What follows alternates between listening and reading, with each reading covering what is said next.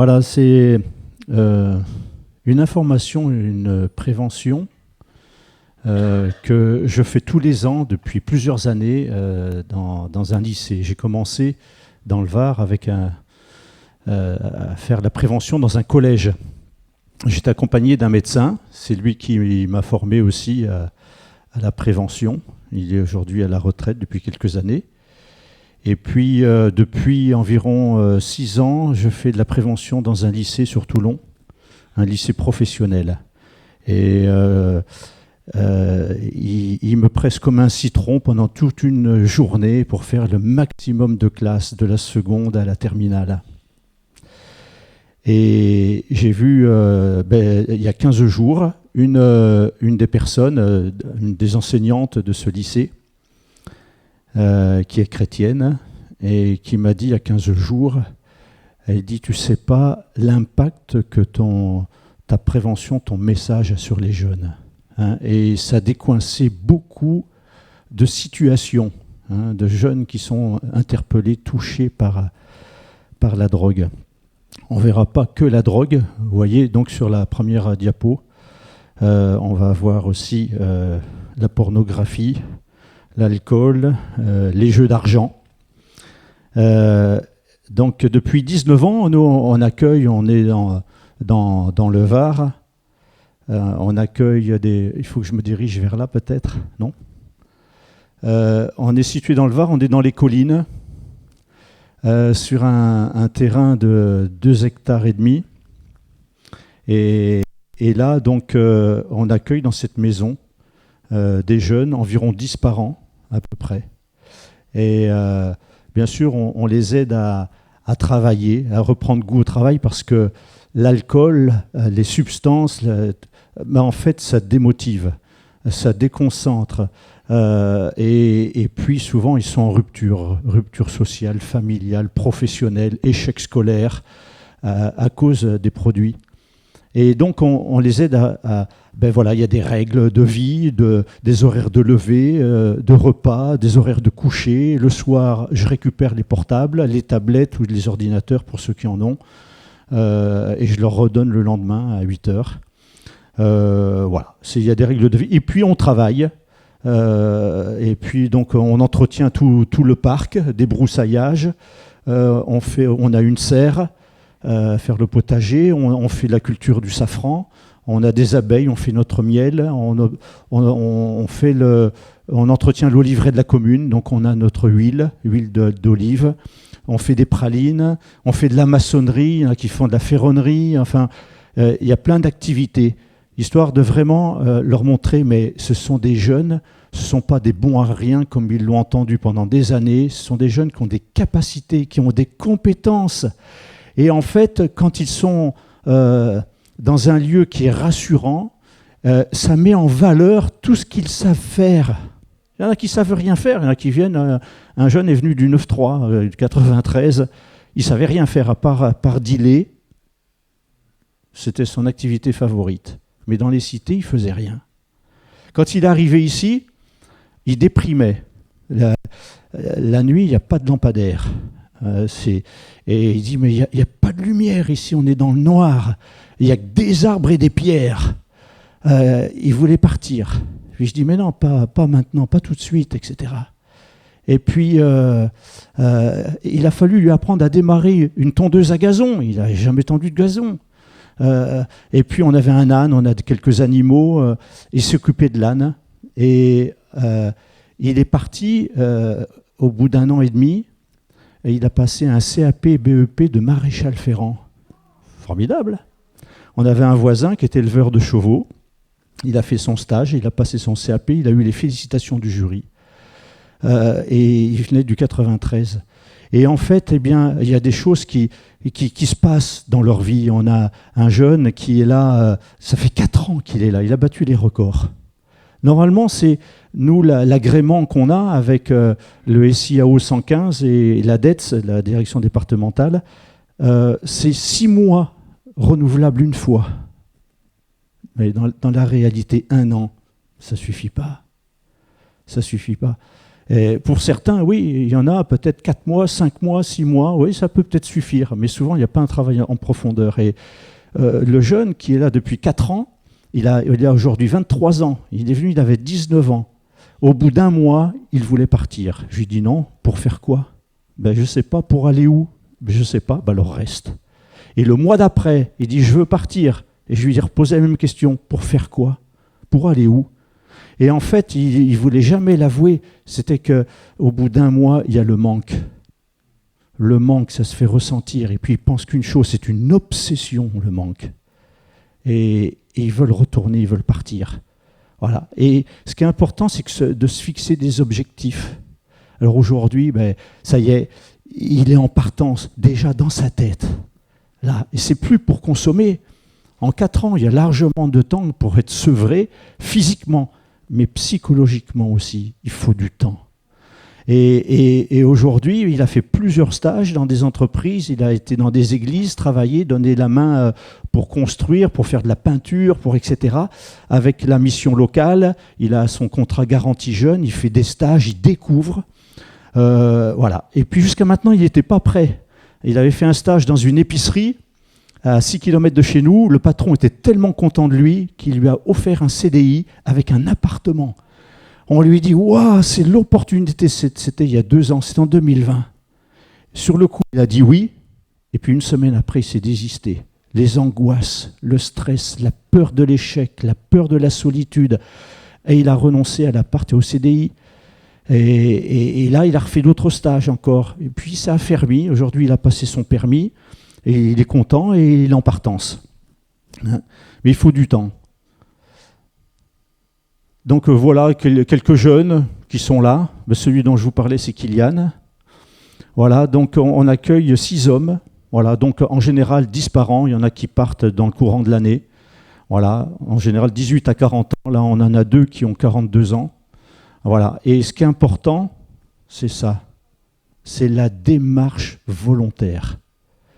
Si on a un contrat, enfin une convention avec le SIAO, ils ont bien accepté de nous laisser la liberté de l'accueil.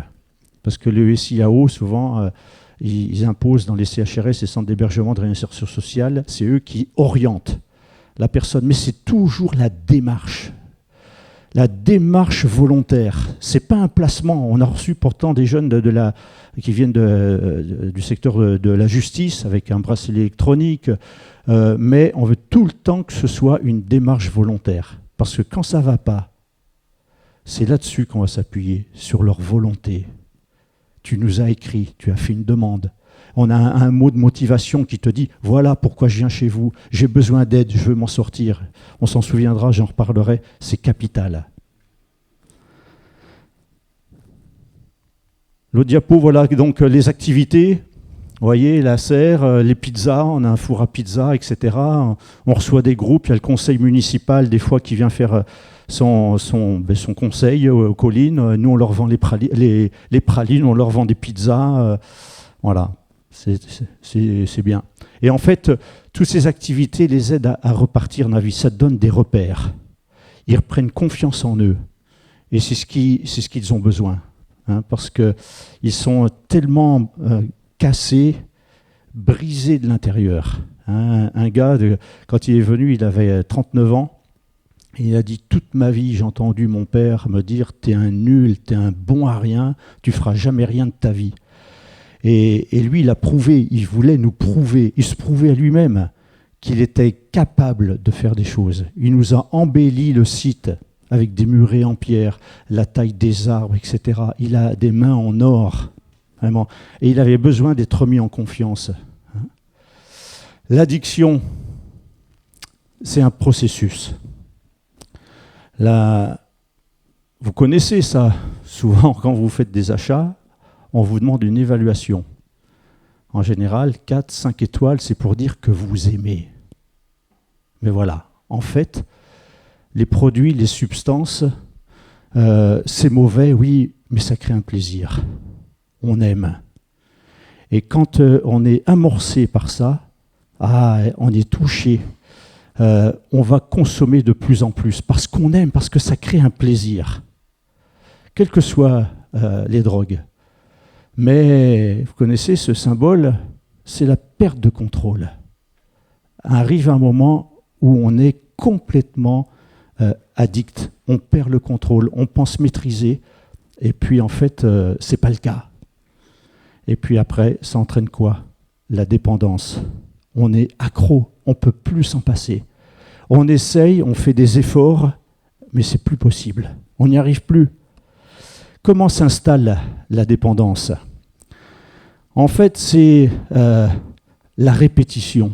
La répétition qui crée l'addiction. Et là, il y a tout un système de récompense. C'est-à-dire que ça crée le plaisir. Ça va apparaître ici. Voilà. Ok, je consomme quelque chose, que ce soit de l'alcool, de la drogue, de la pornographie, le jeu, ça crée tout le temps dans le cerveau cette zone, ça touche cette zone de plaisir. Ça s'inscrit en mémoire. Ça s'inscrit en mémoire en nous. Et puis, dès qu'il y a un problème, une difficulté, une douleur, une contrariété, une frustration, quelque chose, on est déçu, etc. Qu'est-ce qu'on repense à quoi? Au plaisir que ça donne. La mémoire dit, mais attends, il y a un moyen de te soulager. Retrouve le plaisir. Tu ne penses plus à ta douleur, tu ne penses plus à ton problème. Et après, à la place de douleur, on met la dépendance. La dépendance s'installe. C'est le cycle de la récompense. Et puis quand la personne, elle pratique ça, elle est habituée, il y a une routine qui s'installe, une habitude, elle est complètement enfermée. Alors je vais vous présenter une petite vidéo qui dure 5 minutes. C'est un petit dessin animé et qui montre comment la dépendance s'installe. Hein?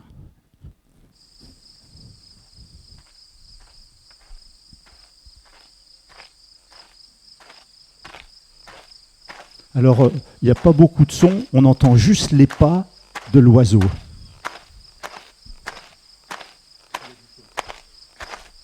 S'il n'y a pas de son, c'est pas grave.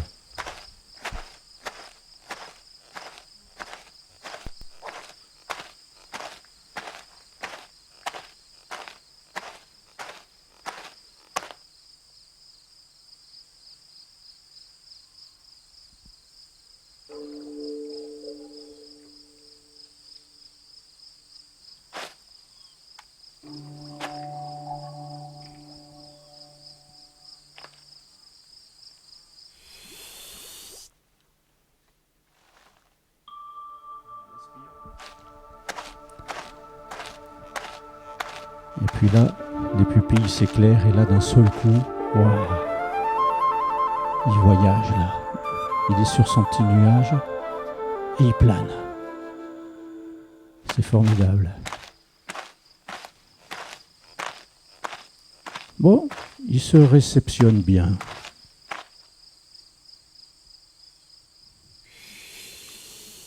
Ah, voilà une autre substance.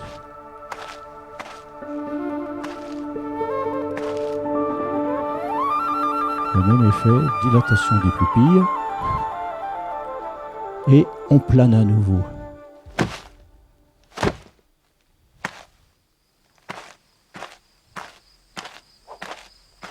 Voilà. La réception est un petit peu plus douloureuse.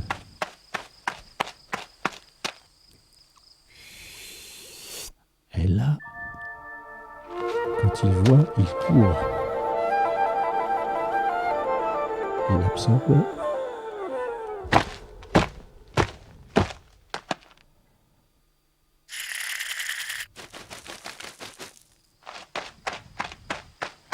Et la descente fait plus mal que d'habitude.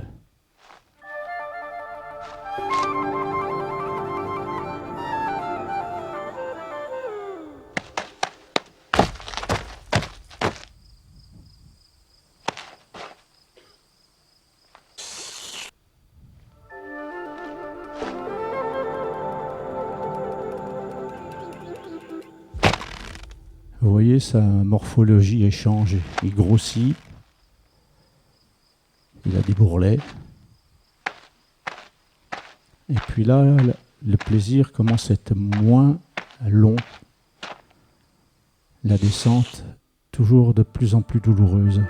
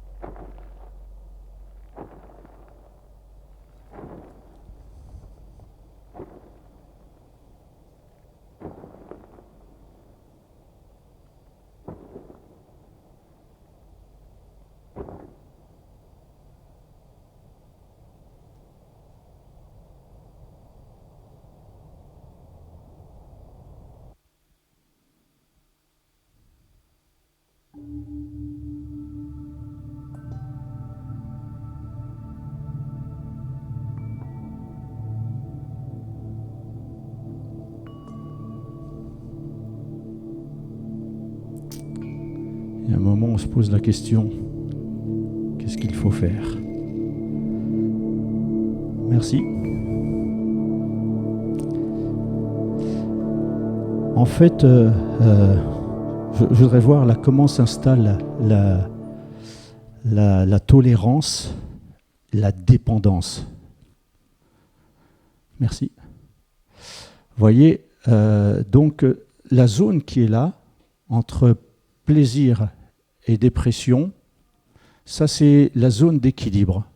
Ça c'est notre zone d'équilibre. Voilà. Donc c'est pas toujours linéaire, mais ça varie tout le temps entre le haut et le bas. Mais toujours dans une zone, c'est la zone d'équilibre d'un bien-être, d'une satisfaction. Et nous, on oscille dans cette zone. Mais quand il y a la prise d'une substance, ce que ça fait, on sort de la zone du plaisir. Là, c'est écrit, si vous voyez, la planète. Vous vous rappelez le petit oiseau? Dès la première prise, il s'envole, et là, ça dure, il tourne. Il se dit, waouh, il se réceptionne sur ses pattes, ça va. La descente est acceptable, il redescend, mais il est toujours dans la zone d'équilibre, donc ça va. Mais la deuxième prise, il monte, il connaît la planète, mais moins longtemps que la première fois. Par contre, la descente, elle descend en dessous de la zone d'équilibre. Et là, il commence à avoir un petit mal-être. Le mal-être, d'accord, on va le combler par la recherche du plaisir. Alors, il va reprendre. Le plaisir monte, mais plus comme avant. Par contre, la descente, elle est de plus en plus douloureuse, difficile. Et puis, il va de nouveau consommer, et ça va descendre ça va aller de plus en plus mal. Il va tomber dans un mal-être, et il va tomber dans la dépendance. Et c'est celle-là, après, la nouvelle ligne d'équilibre. Elle est là, sa ligne d'équilibre. Avant, c'était ça, toute une zone. Maintenant, il est là. Et tant qu'il était en haut, c'est ce qu'on appelle le bien-être, la lune de miel. Il plane, il est bien. Et après, toute cette zone ici, c'est la galère. Il est en dessous de la zone d'équilibre. Il est mal. Et en fait, à la fin, le toxicomane, il consomme pour éviter d'avoir mal. Il y a toujours un petit plaisir, il y a toujours une petite montée, mais après, il y a un moment où il crie au secours. Il crie au secours, il n'en peut plus. Hein. On va voir donc différentes addictions sur les drogues, l'autre sur l'alcool, sur la pornographie et sur les jeux. Qu'est-ce qu'une drogue ? Une substance qui agit sur le cerveau, qui modifie les sensations et le comportement de la personne. C'est ce qu'on appelle une substance psychoactive. Elle provoque des changements au niveau de la perception visuelle, auditive, corporelle, des sensations, de l'humeur, de la conscience, du comportement, des troubles physiques, psychiques, selon des substances. En fait, vous savez qu'aujourd'hui, on fait les tests pour ceux qui ont le permis. Ils peuvent être amenés à souffler dans le ballon, mais maintenant, ils font aussi les tests cannabiniques. Toujours la recherche de la substance. Et le cannabis provoque justement ces changements au niveau de la perception visuelle, auditive. Ça enlève la concentration. S'il y en a qui fument du cannabis pendant leurs études, il y a de grandes chances que vos résultats scolaires chutent. Vous allez avoir moins envie de travailler, moins d'efforts, moins de concentration beaucoup plus limitée, et ça va être la cata. Alors, nous, on a eu un jeune, il avait 22 ans, et il fumait le cannabis pendant les 3 années où il a fait un CAP. Et puis, en fait, il n'allait même pas au cours. Il disait bye-bye à sa mère le matin, et puis il s'en allait en dessous, puis il se cachait derrière la maison, derrière un tas de bois. Et puis quand sa mère était partie au travail, il sortait, et puis il allait retrouver des potes pour fumer. Forcément, le jour de l'examen, il s'est dit, bon, allez, je vais y aller. Alors il en fume 2, 3, et puis en fait, il ne s'est jamais rendu à l'examen. En fait, c'est plus la motivation, il plane, mais il n'est plus dans la réalité. Et puis quand on connaît les parcours de vie, on s'aperçoit qu'il y a eu des souffrances. Le rejet, sentiment de rejet, le père les a abandonnés, la maman est divorcée, et puis ça crée des choses, et que lui, comme il disait quand il était enfant, il pensait que c'était de sa faute. Voilà. Et ça, il y a des choses qui ne se réparent pas comme ça. Et on recherche quoi ? Une affection, souvent autour des autres, des copains, des mauvaises influences. Alors, je ne voudrais pas trop m'étendre. On ne verra pas toutes les drogues, parce que j'ai peur qu'on manque de temps. Mais ce qu'il faut savoir, c'est que les drogues se divisent en 3 classes. La première, c'est les stimulants, dans lesquels on trouve la cocaïne, le crack, c'est la cocaïne base, les extasies et le tabac. Ça stimule, c'est-à-dire que ça augmente la vigilance, diminue la sensation de fatigue et de sommeil. C'est un excitant, en fait, ce sont des excitants. Quelqu'un qui dit « moi je fume, tiens, avant d'aller te coucher une dernière cigarette », en fait, il ne va pas trouver le sommeil dans les 2 minutes qui suivent, quoi. C'est un excitant. Voilà, première classe. La deuxième classe, ce sont les dépresseurs qui ont un effet d'endormissement. On trouve l'opium, la morphine, l'héroïne, les amphétamines. Et les perturbateurs dans lesquels on trouve donc l'alcool et le cannabis. En fait, ça perturbe tout le système, l'influx nerveux, le système électrique du cerveau. Tout ce qui se passe entre dans ce qu'on appelle les synapses, où vous avez certainement appris ça à l'école, avec les neuromédiateurs. Donc ils transmettent un message électrique, l'influx nerveux, et ça c'est complètement perturbé. Les perturbateurs, l'alcool, le cannabis. J'ai principalement insisté sur ces 2 substances, cannabis et alcool, parce que vous êtes la cible privilégiée de ceux qui vendent de l'alcool et ceux qui trafiquent avec le cannabis. Pourquoi ? Parce que vous êtes jeune. Voilà. Et vous êtes la cible préférée des industries du tabac, on verra un peu le tabac aussi, de l'alcool et puis du trafic du cannabis. Vous ne savez pas tout ce que vous représentez, en fait, vous représentez des milliards. Vous ne le savez pas, ce n'est pas l'homme qui vaut des milliards, mais vous représentez une quantité. Vous êtes des consommateurs. Donc plus vous allez toucher tôt, plus vous serez des consommateurs pour des années. Quelqu'un qui commence à fumer, moi j'ai commencé à fumer, j'avais 23 ans. Ouais, ma période d'apprentissage, elle est passée. Par contre, quand on commence à fumer à 11 ans, c'est comme si on nous mettait un tuteur tordu.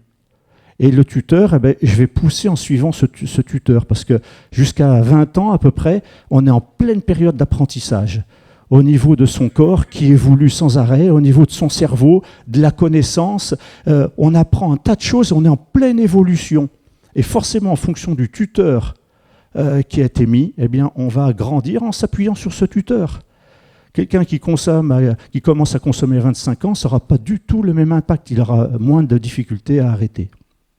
Bien que, moi j'ai vu, on a un homme là aujourd'hui qui a 42 ans, il a commencé à boire, il avait une vingtaine d'années, entre 20 et 25 ans, une déception amoureuse, voilà. Et il s'est dit, c'est que j'étais pas à la hauteur, j'étais pas capable de l'aimer comme il faut et tout, puis il s'est réfugié dans l'alcool.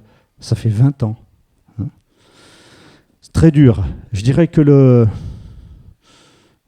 la drogue la plus difficile, c'est l'alcool.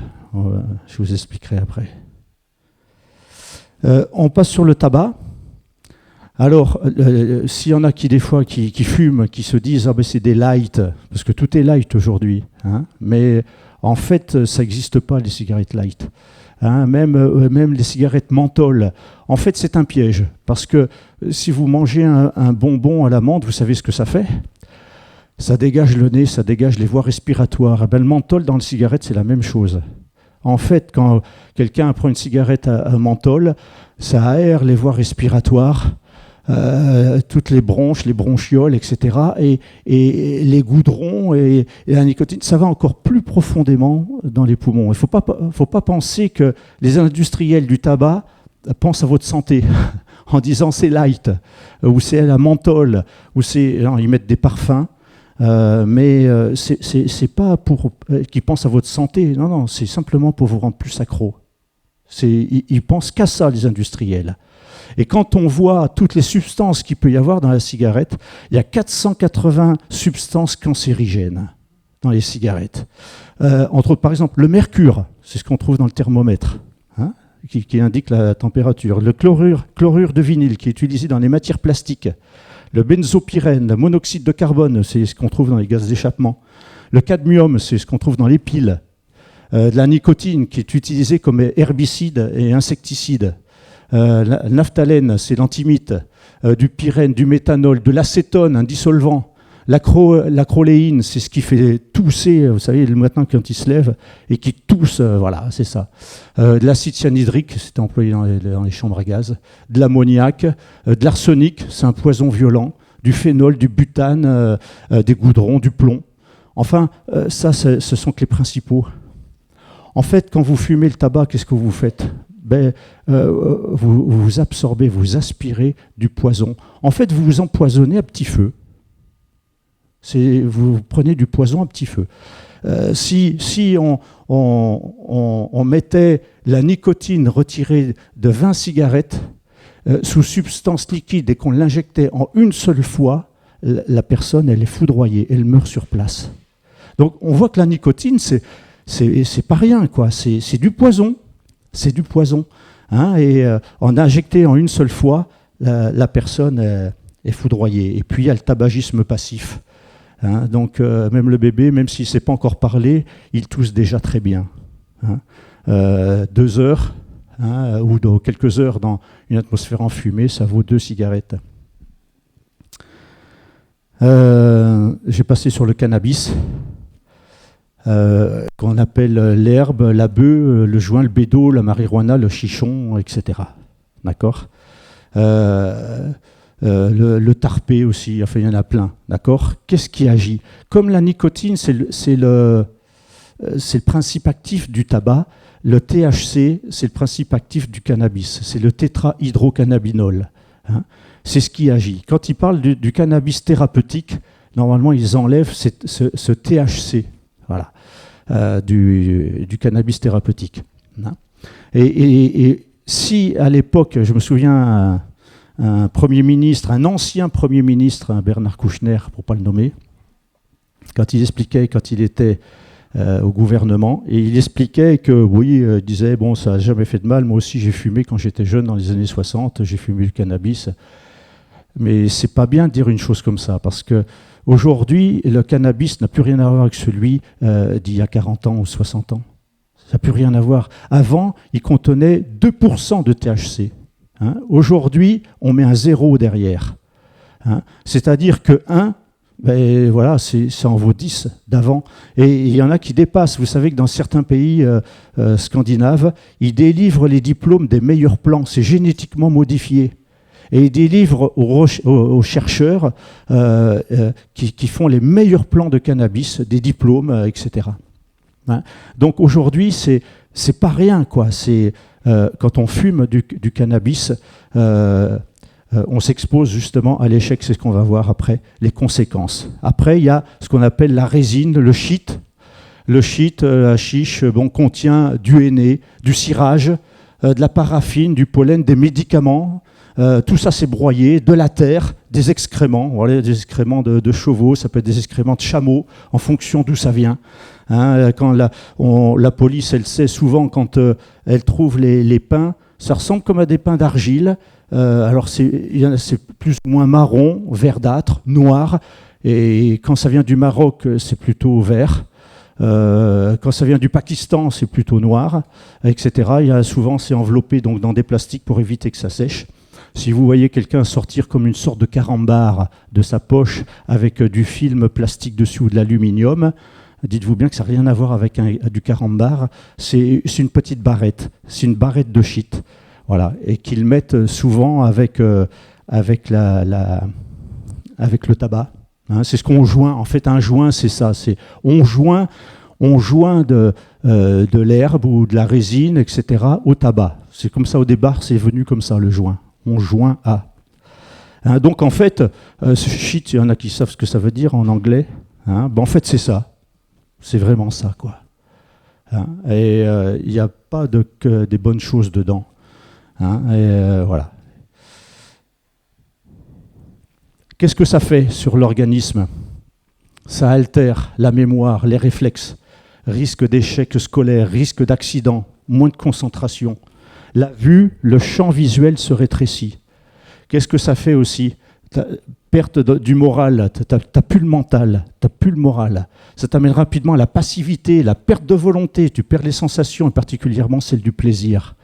Quand tu fumes, t'as le plaisir, mais après, t'as plus rien, t'as plus d'objectif. Il n'y a plus rien, t'es plus dans la réalité. Et puis tu fragilises ton système immunitaire. Et on verra après dans 2 diapos. Ta sexualité qui se modifie. Hein, on verra parce que le médecin m'a laissé une diapo d'un spermogramme. On verra après. Ça rend dépendant, solitaire. Hein, c'est une obsession. On est capable de choses, d'agression, etc. On peut devenir délinquant, on pense qu'à une chose. Hein, c'est à sa substance. Là, voilà le spermogramme. Et en fait, de quelqu'un qui fume le cannabis et de quelqu'un qui ne fume pas. En fait, les flagelles de celui qui ne fume pas, elles sont souples. Elles sont bien linéaires, tandis que celui qui fume, les flagelles sont cassés, en fait. Et ça joue sur la reproduction.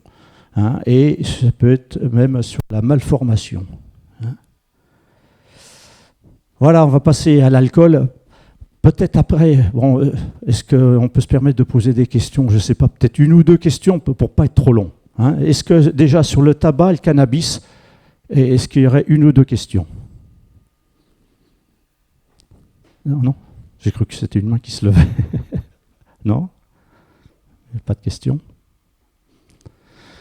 Alors sur l'alcool, donc en fait, les jeunes, pareil que pour le tabac, l'industrie de l'alcool vise les jeunes. Voilà. Donc pour attirer les jeunes, ils ont créé les prémix ou les desperados, des choses où il y a de l'alcool, mais très sucré, et il y a du parfum, mais il y a beaucoup de sucre. Le sucre fait qu'on sent moins l'effet de l'alcool. Mais quelques minutes après avoir absorbé, on en sent les effets. Mais en attendant, on est capable de boire plus que ce qu'il faudrait. En fait, c'est le piège. Plus les boissons alcoolisées sont sucrées, plus vite enivrées. Hein. Euh, Aujourd'hui, tout est fait pour attirer la jeunesse. Gardez ça à l'esprit, vous êtes la cible. La cible, on pourrait dire, le chrétien, il est la cible des attaques du diable. Ah, lui, il ne va pas s'attaquer à ceux qui lui appartiennent, il attaque ceux qui ne lui appartiennent pas. Qu'est-ce que font les industriels du tabac et de l'alcool? C'est cibler tous les jeunes qui viennent. Voilà. Ils viennent dans le monde, ils ont 5 ans, ils ont 10 ans, ils ont 15 ans. Vite, il faut les toucher le plus vite possible. Et qu'est-ce qui va attirer les jeunes? C'est le sucré. C'est le sucré. Et alors, on va faire des boissons très pétillantes, très sucrées, mais alcoolisées. De façon à ce que le cerveau s'habitue à l'alcool. Hein, et de façon à ce que, quand il boit, ben je dis, mais quand les jeunes chez nous, ils partent, il y en a qui partent, ils prennent le bus, on a le bus qui vient jusqu'à chez nous, c'est un bus à la demande. Et ils disent, voilà, j'ai rendez-vous chez le dentiste, chez le psycho, chez l'addictologue, à telle heure, est-ce que vous pourriez me passer me prendre? Donc le bus fait sa tournée, il le prend, voilà. Et des fois, avant le rendez-vous, ou avant de reprendre le bus de retour, ils ont 2 heures, 3 heures d'attente. Et qu'est-ce qu'ils font? Je dis, t'as été où? Ah, je dis, je suis allé au café. Je dis, oui, t'as bu un café? Il dit, oui, j'ai bu un café. Et puis après le café, t'as bu quoi? Le pouce-café? Et oui, en fait, c'est ça. C'est dire, mais j'avais soif. Mais je dis, oui, et toi, quand t'as soif, tu bois de l'alcool. Tu trouves que ça te désaltère, tu bois pas un Perrier. Eh bien oui, parce qu'il y a quelque chose qui est ancré en lui. Ça fait partie comme des racines. Quelque chose, plus on commence à boire de l'alcool jeune, plus tard, qu'est-ce qu'on veut retrouver? Ce goût d'alcool. Et c'est le piège. L'alcool, vous savez que l'alcool ne se digère pas. En fait, il voyage. Hein, il voyage d'abord dans l'estomac, les intestins, et transporté après par le sang jusque dans le foie. L'alcool va au cœur. De là, il se diffuse dans tous les organes. Il altère immédiatement le fonctionnement normal du nerf optique, du cerveau et du cervelet. Le foie en élimine 90%, le reste est éliminé par les poumons, les reins, à travers l'urine, et la peau, la sueur. Je doutais de ça, la peau, la sueur. On a eu un jeune, un homme, pour vous, il est peut-être vieux déjà, il a 38 ans, il est habitué à l'alcool depuis 20 ans. 20 ans, il consomme. Et il vient chez nous, donc on demande à ce qu'il soit sevré avant, mais des fois, ils ne le sont pas. Puis lui, il n'y était pas. Et il voulait montrer sa bonne volonté en travaillant. Et voilà, il a travaillé comme il a pu, il suait, puis à un moment, il était mal. Quand il est arrivé, il était blanc comme la bande en haut, là. Blanc. Il suait, et il commençait à trembler. Il dit, Christian, je ne me sens pas bien. Ça faisait 2 jours qu'il était là. Et en fait, il faut quelqu'un qui boit intensément, il ne faut jamais qu'il arrête de boire s'il n'a pas un traitement de substitution. Hein, et lui, il n'avait rien du tout. Heureusement, j'en avais un peu dans la pharmacie, hein, ne serait-ce que de la Otal, pour ceux qui connaissent, du Seresta ou quelque chose, et tout de suite, ça l'a calmé. En fait, ce qui est important de retenir, c'est que quelqu'un qui boit beaucoup, et pourtant, ce n'est pas le gars qui s'enivre tout le temps, c'est le gars qui boit tout le temps, tous les jours, sa bouteille, 2 bouteilles, voilà, sans rouler par terre. Et qui boit tout le temps, comme ça pendant 20 ans. Eh bien, quand il a arrêté, au bout de 2 jours, blanc, tremblant, etc., il peut mourir du manque d'alcool. Il peut mourir. Le médecin lui expliquait, on ne meurt pas d'un manque de drogue. Alors, ils sont mal. Hein. Il y a pas plus tard qu'hier, un des jeunes là, qu'on a depuis quelques mois expliquait, il dit, tu crois que tu vas mourir? Puis je dis oui, mais tu ne meurs pas. Puis je dis, ben non. Tu ne meurs pas d'un manque d'héroïne. Par contre, tu souffres énormément. Tu crois que tu vas mourir, que ton cœur va lâcher, que tu fais t'as des hallucinations, tu te trempes, tu as des crampes, tu te vides par devant, par derrière, tu es mal comme tout. Mais l'alcool, un manque d'alcool, tu peux en mourir. Hein, c'est le délirium tremens. Hein, et il faut que celui qui il ait des produits de substitution, quoi. Il faut qu'il aille voir un médecin, un addictologue. Et donc, il me disait, ouais, voilà, et il dit, mais, donc, quand il travaillait, il avait de la sueur, et il buvait sa sueur. Il goûtait sa sœur et il dit, mais ma sœur a la goût d'alcool. Moi, j'en revenais pas, j'avais jamais vu ça. Hein. Bien sûr, tout passe quand une femme est enceinte, ce soit l'alcool, le tabac, le cannabis, tout ce que la mère consomme, l'enfant consomme aussi. Hein. Le placenta, il joue pas un rôle de filtre, comme si la mère pouvait tout prendre sans que l'enfant soit touché. Bien sûr que tout passe par le placenta. Hein. Donc c'est une précaution à prendre pour les femmes enceintes. On passe sur d'autres drogues. En gros, donc, les extasies, hein, la drogue de l'amour, en fait, c'est que ça aiguise les perceptions, hein, les couleurs, les sons, ça amplifie les sensations tactiles pendant les rapports sexuels. On appelle ça la drogue du câlin, le sourire, la clarté. En fait, c'est des petites pilules, alors qui peuvent être de différentes couleurs, vous voyez, jaune, bleu, etc. Alors il peut y avoir des logos de Superman, il peut y avoir une main, il y a des petits logos, voilà. Et puis voilà, et donc ils gobent, en fait c'est ce qu'on appelle, ils gobent ça. Souvent on trouve ça dans les rassemblements de jeunes, hein, c'est très festif, hein, dans les rave parties ou quoi, et en fait on ne sait jamais ce qu'il y a dedans. Hein, ça contient une molécule, la MDMA, hein, là c'est le nom scientifique, méthylène dioxyméthamphétamine. La famille des amphétamines responsables d'effets psychoactifs hallucinogènes, hein, provoque euphorie, sensation de bien-être, de plaisir, puis une sensation d'angoisse et une forme de dépression avec nausées, maux de tête, déshydratation. Le médecin disait beaucoup de jeunes meurent de déshydratation dans les rave parties. Ils en consomment plusieurs par dizaines. Et ils se déshydratent, ils se dépensent et ils ne ressentent pas la fatigue, ils se dépensent, ils sautent, ils ne s'hydratent pas et beaucoup meurent par déshydratation. Hein. Quand est-ce qu'il y a dépendance? Donc on va voir, il va y avoir une liste.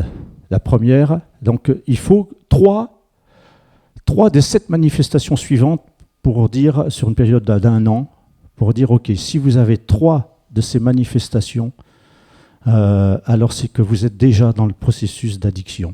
Hein. Le premier, c'est la tolérance, c'est-à-dire qu'on tolère de plus en plus de produits. Vous vous rappelez l'oiseau, le kiwi, il mange. Ok. Puis après, il court après, tellement il est accro. Et c'est ça, on passe la période de tolérance. D'accord. Ensuite, quand on éprouve un manque. Et quand on commence à éprouver le manque, ces apparitions de symptômes, qui sont variables en fonction, hein, ça fait partie aussi donc, du processus qui va me signaler que je suis en train de me mettre dans la dépendance du produit. Hein. Alors, ne vous y trompez pas, un jeune qui fume du cannabis, il est capable, et en général c'est ce qu'il va dire à ses parents, qu'il est capable de s'abstenir pendant 3 jours, 4 jours, 5 jours.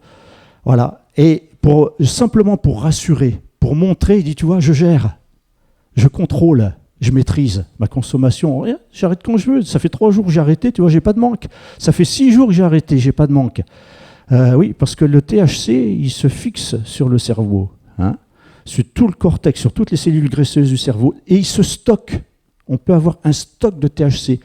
Et il peut garder ça, il est avec sa drogue ambulante, et il est capable de rester 2 jours, 3 jours, 5 jours. Mais nous, on le voit, au bout de 15 jours qu'ils sont là, ils commencent à avoir des manques. Et on a eu un garçon qui est venu 3 fois. 3 fois, il est resté 1 mois. Voilà. Parce qu'au bout d'1 mois, il n'en peut plus, il faut qu'il parte. Il devient agressif, etc. Il nous a cassé les carreaux, etc. Il lui faut sa substance. Hein. Donc, la première semaine, en général, ça se passe bien. Puis après, l'effet se dissout un peu et il y a le manque. Le troisième, c'est quand la substance est prise en quantité supérieure ou pendant plus de temps que la personne avait envisagé. Et là, on se dit, là, elle ne contrôle plus. Je commence à plus contrôler, à plus maîtriser. Je pensais fumer 1 joint de temps en temps. Et puis, en fait, j'en suis à 2. Vous savez, ça commence comme ça. Le jeune, il va commencer à dire, allez, on est vendredi soir. Hein, vous vous souvenez de la zone d'équilibre? Alors quand on est en haut de la zone d'équilibre, en général, pour ceux qui sont étudiants, ou même pour les autres, hein, c'est le vendredi soir. Là, le moral, il remonte, c'est super. Voilà. Et puis on descend dans la zone d'équilibre, dans la zone basse, c'est le lundi matin quand il faut aller à l'école. Ou reprendre le boulot, etc. C'est la fin des vacances, on a le moral dans les talons, on n'est pas très bien. Et la personne, elle se dit quoi? Oh, purée, vendredi, tiens, le vendredi soir, je vais me prendre un petit whisky, puis 2, puis 3, je vais me prendre un joint, un peu de cannabis le vendredi soir, mais que le vendredi, ou que le samedi soir. Et puis un jour, ça sera le vendredi, puis ça sera le dimanche soir. Et puis pour se donner du courage pour aller au travail ou reprendre ses études le lundi, encore un petit avant de partir. Et puis il va tomber, puis tous les jours, c'est ça. Au début, il se dit juste le week-end, puis après ça tient pas. Ça tient pas. J'ai connu des garçons qu'on accueille, avant ils fumaient un paquet de 20 cigarettes par jour, mais quand ils ont commencé le cannabis, ils ont complètement laissé le tabac pour fumer 20 joints par jour. Donc voilà, et c'est un processus, dites-vous que ça commence comme ça. Ça commence par le premier pas, et puis après on en fait 2, etc. Les autres, donc on a vu donc le désir persistant ou effort infructueux pour réduire ou contrôler l'utilisation. C'est aussi un signe qu'il y a une dépendance. J'arrive pas à arrêter, j'arrive pas. Je voudrais, j'essaye de diminuer, j'y arrive pas. C'est plus fort que moi. La 5e, le temps considérable consacré à se procurer la substance, la consommer ou récupérer de ses effets. Au début, vous vous souvenez, le petit kiwi, il rebondit bien, il récupère très bien de sa première montée. Et puis après, il ne récupère plus du tout. Il devient apathique, voilà, ça ne va plus, sa santé ne va plus. Quand il y a l'abandon, la réduction d'activité, ah mais je ne fais plus au sport, ah mais non, mais je n'irai pas au basket cette semaine parce que là, je me sens fatigué. Et puis, oh, mais non, je n'irai pas à la musique, tiens, vous vous rassemblez, mais non, j'ai pas... Voilà. En général, la réduction d'activité, c'est encore un signe comme quoi, qu'est-ce qui m'empêche d'y aller? Qu'est-ce qui me démotive? Et puis, quand le 7e, c'est la poursuite d'utilisation de la substance, malgré la connaissance de l'existence d'un problème physique ou psychologique persistant ou récurrent, déterminé ou exacerbé par la substance. J'ai mal, je sens, mon foie, il en prend un coup, j'ai fait un examen, il y a quelque chose qui ne va pas, etc. Mais je continue quand même. Et là, on se dit, voilà. Donc, 3, dans toute la liste, 3 suffisent pour dire qu'il y a une dépendance. Voyons les facteurs de risque. C'est-à-dire donc ce qui peut amener à consommer. Hein. Quels sont les éléments qui favorisent cette consommation? Donc, il peut y avoir le produit. Hop. Voilà. Le produit, bien sûr, donc ces substances psychoactives, ça touche le cerveau. Hein. Donc, certaines substances sont coupées, sont modifiées, etc. Voilà. Donc ça, c'est un facteur de risque, le produit. Après, il y a la dose. Hein. Forcément, plus la dose est importante, plus c'est un facteur de risque pour moi. Le mode de consommation, vous l'avez bien compris, quand quelqu'un est à l'héroïne qui se pique. Quand je suis allé à Teen Challenge au Portugal, j'ai vu des jeunes entre 20 et 25 ans venir avec des béquilles et voilà, le mode de consommation, ils s'injectaient la cocaïne au lieu de la sniffer, ils se l'injectaient. Et quand ils se l'injectent et ils se l'injectent pas comme il faut, eh bien, en fait, j'ai vu des mollets avec des trous, comme s'il n'y avait plus de chair. Comme si le mollet n'avait plus de chair, il n'y avait plus de mollet, en fait. Il n'y avait plus de mollets parce qu'ils se sont mal piqués, la cocaïne a brûlé, consommé tout le muscle. Et puis ce jeune, il marchait avec des béquilles, il montrait ses jambes, c'est une horreur. Il y en a qui ne savent même plus où se piquer. Il y en a qui se piquaient sous la langue. C'est dans les parties génitales. C'est terrible. Alors forcément, ce mode de consommation expose encore à plus de risques de maladies, etc. La polyconsommation, ça c'est ceux qui consomment. C'est déjà arrivé. On en a, je ne sais pas, peut-être sur les 200 qui sont passés depuis 20 ans, il y en a peut-être, j'en ai connu peut-être 10, c'était des polytoxicomanes, c'est-à-dire qu'ils ont goûté à tout. Cannabis, cocaïne, héroïne, LSD, champignons hallucinogènes, ecstasy, etc. Ouais. Et c'est très dur pour eux. très très dur pour eux de s'en sortir. Ils sont pris dans quelque chose. Pourtant, on a un jeune là qui s'est converti, il s'est fait baptiser. Et en fait, sa vie d'avant est tellement prégnante, elle colle à sa nouvelle vie. Et voilà, je vous dis pas les combats qu'il y a, quoi. Hein. Bon, après, facteur de risque, c'est la fréquence, la durée des consommations, hein, la précocité des consommations qui apportent des troubles cognitifs. Et puis certaines situations, bien sûr, quand on conduit des engins, on est responsable, on est chauffeur de poids lourds, les femmes enceintes, etc. Ça, ce sont des situations où il y a des facteurs de risque élevés. Maintenant, qu'est-ce qui va protéger? Les facteurs de protection. Hein? Donc la personne, les personnes, on n'est pas tous égaux devant les substances. Hein. Il y en a un, voilà, il va fumer, ça va rien faire. Moi, je fais des tests cannabis aux collines. Voilà, il y en a un qui m'avoue, il dit ben voilà, ma sœur est venue, elle fume le bédo. Je lui ai demandé voilà, j'ai fumé. Bon, ok, donc c'est bien de me le dire. Dire bon, ok, bon, on va faire un test. Donc je fais un test urinaire, cannabis, voilà, et puis il se révèle négatif. Voilà. En général, c'est peut-être pas un joint qui fait que on n'est pas toxicomane en fumant un joint. Rappelez-vous, c'est la répétition, la fréquence, la consommation, la durée de consommation qui fait qu'une dépendance s'installe. Hein. Donc voilà, certains sont peut-être plus vulnérables que d'autres physiquement, psychologiquement. Voilà. Après, ce qui est important, c'est ce qui va me protéger, c'est de s'informer, comme vous faites aujourd'hui. Après, sur la table du fond, vous verrez, j'ai des prospectus sur la cocaïne, sur le cannabis, sur l'alcool, le tabac, etc. Vous pouvez vous servir. Hein, donc, s'informer sur le produit, des dangers, des risques. Voilà. Après, les résistances face au groupe, parce que vous êtes des jeunes influençables et l'esprit de groupe est très important pour vous. Vous aimez vous retrouver en groupe. Et à l'école, il peut y avoir des groupes malsains, des mauvaises influences. Et si vous n'avez pas de résistance, vous ne savez pas vous opposer, dire non parce que vous avez peur d'être exclu du groupe et que vous dites oui, eh ben, peut-être que le critère pour rentrer, ça a peut-être été dit, écoute, ok, on t'admet dans notre groupe, mais ok, mais tu fais comme nous, tu fumes comme nous. Et ça, c'est un piège. Et il faut que vous ayez cette capacité de dire non. Non, je dis, moi je veux faire partie du groupe, mais sans ces préliminaires, sans ces choses-là. Eh ben, vous risquez d'être exclu. Hein. Mais il faut avoir, il y a quand même une force de caractère, hein, il faut faire attention à ça. Jusqu'à quel point je suis prêt à être exclu d'un groupe, à pouvoir résister, à pouvoir dire non, et rechercher d'autres camarades qui partagent peut-être des valeurs comme les miennes. Facteur de protection, bien sûr, c'est les proches, les parents, la famille, les amis. Ça crée un climat favorable. Le médecin, pourtant, il n'est pas chrétien, enfin, peut-être catholique, mais je veux dire, il n'est pas de conviction comme nous, évangéliques, chrétiennes, ancré dans la foi, mais il dit quand même. Il dit, en général, un jeune qui grandit dans un foyer où il y a l'amour, il n'y a pas de raison pour qu'il aille voir ailleurs, qu'il aille chercher un réconfort dans les drogues ou quoi. Et d'ici, il y a le dialogue, il y a l'échange, il y a la confiance, il y a l'amour dans le foyer, il n'y a pas de raison qu'il aille.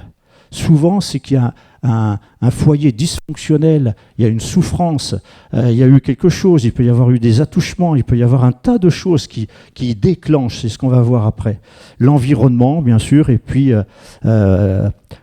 l'environnement, oui, tout dépend qui rôde autour de moi, mon groupe. Vous savez, c'est pas parce qu'on est en campagne qu'il n'y a pas de drogue. Il ne faut pas s'imaginer que c'est forcément que dans les grandes villes, même dans les villages. Le maire du village où on était à la Verdière, et il disait, mais moi, on les voit, les grands qui reviennent du lycée. Ils parlent avec les enfants du village qui ont 10 ans, qui sont en primaire. Et puis je les vois fumer avec eux. Donc la drogue, elle vient dans les villages. Quand le médecin du village a voulu faire de la prévention pour les habitants du village, elle avait fait, c'était une femme, elle avait fait des affiches pour dire soirée à thème, prévention, etc. Les gens, les parents ont déchiré les affiches et dit il ne faut pas parler de ça. Plus on en parle, plus ça fait venir le problème dans le village. C'est les pots de banane devant les yeux, quoi. C'est comme si le fait d'en parler, ça allait faire venir le malheur. Mais non, le malheur y est déjà, là. Le fléau y est. La drogue se répand. Et on touche les primaires. Ceux qui sont en CM2, ils sont touchés par ce fléau. Il faut affronter les choses. Il faut s'informer. Ça nous protège. Et puis, ce qui me protège aussi, facteur de protection, c'est l'insertion. Si je suis bien inséré, j'ai des résultats scolaires, j'ai un travail, ça va me tenir, ça va me garder. Moi, quand j'étais étudiant, j'étais aux Beaux-Arts, j'expliquais ça aux jeunes, ils disent, purée, t'en as... Ah ben, je dis, ben oui, mais tous aux Beaux-Arts, ils fument. Ils fument, et moi, ce qui m'a gardé, ce qui m'a préservé vraiment de tomber là-dedans, c'est que j'avais un objectif, le sport. Le sport, je faisais du vélo et je faisais de la compétition et je voulais des résultats. Et pour ça, ben, je m'entraînais, je ne fréquentais pas les fumeurs de l'école. Non, moi, j'allais m'entraîner. Et ça, c'est un objectif. Et il y a un objectif. Hein? Est-ce qu'il y a des questions? Pas de questions. Alors on passe à la pornographie. Quoi que vous fassiez, vos enfants verront du porno. Ah, ça commence bien. Hein? C'est une ex-actrice de X qui a dit ça. Quoi que vous fassiez. 350 milliards. Vous savez ce que c'est? C'est le nombre de vidéos visionnées par an. 350 milliards de vidéos pornographiques qui sont visionnées par an. Les mineurs découvrent en moyenne leur première image pornographique vers l'âge de 9 à 11 ans. C'est un fléau. C'est un fléau, vraiment. Le problème explique Florent Badou, 32 ans, il est sorti de cette dépendance, il dit « Ce n'est pas de regarder des images pornographiques, mais c'est d'être incapable de s'en passer ». En fait, les images pornographiques créent sur le cerveau le même effet que la drogue. Allez, moi, je ne suis pas un drogué, moi, je garde, je fais mes études, oui, mais tu es alimenté par une source. Vous vous rappelez le plaisir, la mémoire, la douleur. Et c'est le cercle, voilà. Je ne suis pas bien. Je me sens isolé, j'ai une frustration, je me sens seul, je ne me sens pas aimé, on va se réfugier dans la pornographie. Et ça agit sur le cerveau, c'est la même zone de plaisir que pour les drogues, pareil. Et le plus dur, c'est de ne pas arriver à s'en sortir. Pourquoi? À s'en passer. Mais comme le drogué, il commence par un joint, puis 2, puis 3, puis 4. Oui, il commence par s'alcooliser tous les samedis, puis après ce sera samedi et dimanche, puis ça sera le vendredi, samedi, dimanche, et puis voilà. Et petit à petit, il est pris dans un engrenage. Hein. On pense qu'on a encore le contrôle, alors qu'en réalité, on est déjà otage de nos pulsions, et les signes précurseurs sont souvent déjà présents, comme des changements d'humeur ou de comportement. Aux collines, certains m'ont avoué avoir cette dépendance à la pornographie. Alors bien sûr, on a des ordinateurs, ils ont accès à Internet, sauf que la commande d'Internet, elle est dans le bureau. Donc c'est moi qui le mets ou qui débranche. Alors c'est vrai, il y a des soirs, j'oublie de débrancher. Bon, c'est comme ça, c'est pas grave. S'il y en a qui se lèvent dans la nuit, c'est déjà arrivé. Hein. Il y en a qui se lèvent dans la nuit. Moi, je dors pas dans la salle. Moi, je dors. S'il y a un problème, je suis là, je vis sur place avec eux. S'il y a un problème, ils viennent frapper. Mais voilà. Alors, on a pensé, même avec les gars, on en parle avec les gars et tout. Ouais, il faut mettre des caméras. Parce qu'il y en a, il y a des hamsters aussi. Hein, ceux qui se lèvent la nuit pour manger. Ils vident le frigo dans la nuit. Hein, voilà. Et puis, le lendemain, voilà. Il dit, il faut mettre des caméras, il faut qu'on sache qui vient, etc. Voilà. Alors les ordinateurs sont à la vue de tout le monde et tournés vers la salle. Ils ne sont pas dans leur coin, etc., de façon à vérifier ce que les uns et les autres regardent, etc. Mais c'est utile. Il faut qu'ils sachent se servir d'Internet. Beaucoup de choses se font par Internet, que ce soit la banque, le pôle emploi, etc. Donc c'est important que c'est un outil de travail. Hein, mais il faut veiller à ça. Hein. Voilà. L'autre, donc, une mauvaise herbe à éradiquer. Ben oui, pourquoi? Parce que ça laisse une fausse image de la femme, bon, de l'homme aussi, mais enfin, on pense souvent à la femme objet. Même dans toutes les pubs, vous voyez, quand il y a une femme qui mange un yaourt, on la voit déjà nue pour une pub pour un yaourt. C'est simplement, on ancre ça. On insuffle une pensée déjà de la femme objet, la femme publicité, pour que ce soit pour les produits de beauté, les shampoings, les trucs, on voit une femme toujours dénudée, etc., qui prend sa douche, machin, c'est la femme objet. C'est la femme qu'on désire. Et en fait, ça crée une mauvaise image, forcément, de la femme et une image fausse de la relation sexuelle, la pornographie. Bien sûr, il n'y a pas d'amour dans le porno. Il n'y a pas d'amour. C'est du cinéma. C'est des acteurs. C'est terrible. Et j'ai lu des témoignages de gens, comment ils sont humiliés, cassés, c'est avec des souffrances, c'est vrai qu'il faut recoudre, c'est terrible. Et ça, bien sûr, c'est caché, puis on ne le dit pas, mais il y a quelque chose de vraiment malsain, très malsain. Le porno devient vite une drogue. Hein, là, j'avais le témoignage. Tant de personnes sont brisées par le cannabis ou l'alcool. Je crois que c'est Florent Badou qui disait ça. De même, des millions d'hommes et de femmes ont leur vie brisée par la pornographie. Alors oui, je suis sûr que la pornographie rend dépendant. J'en parle pour l'avoir vécu. Toute habitude excessive peut mener à une addiction. Le porno isole, bien sûr. Ça isole, mais pas seulement dans le visible. Pourquoi ? Parce que, en fait, ça peut isoler même quand on est avec d'autres personnes. On s'isole, on est coupé d'eux. Le problème avec la pornographie, c'est que c'est la banque de données qu'on a dans le cerveau, la banque d'images. Et ça, il y en a un qui parle de ça. Alors, je ne sais pas si j'ai son témoignage là.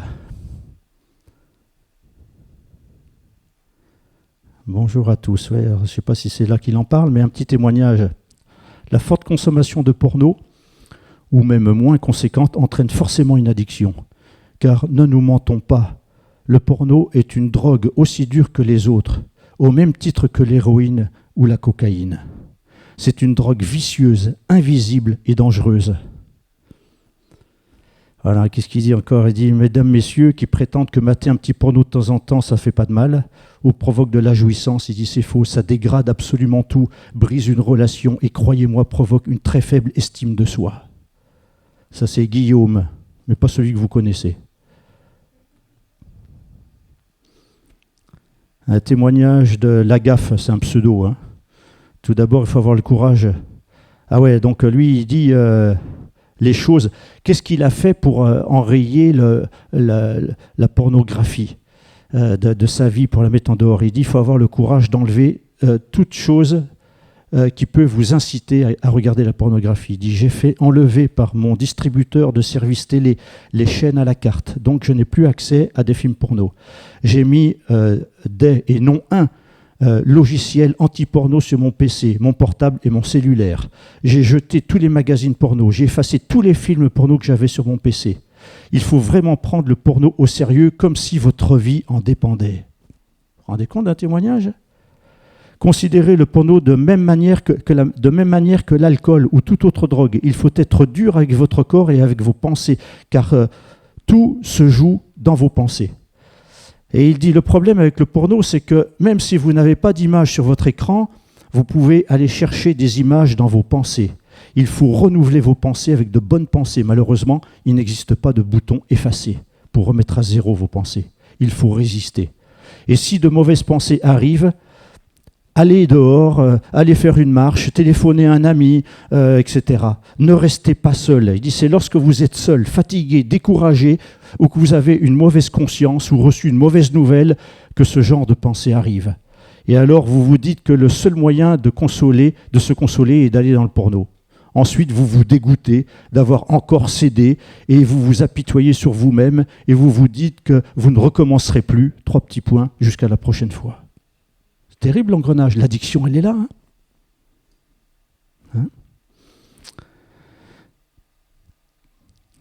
Qu'est-ce qu'il y a un autre témoignage ? Il faut prendre une décision ferme et tenir.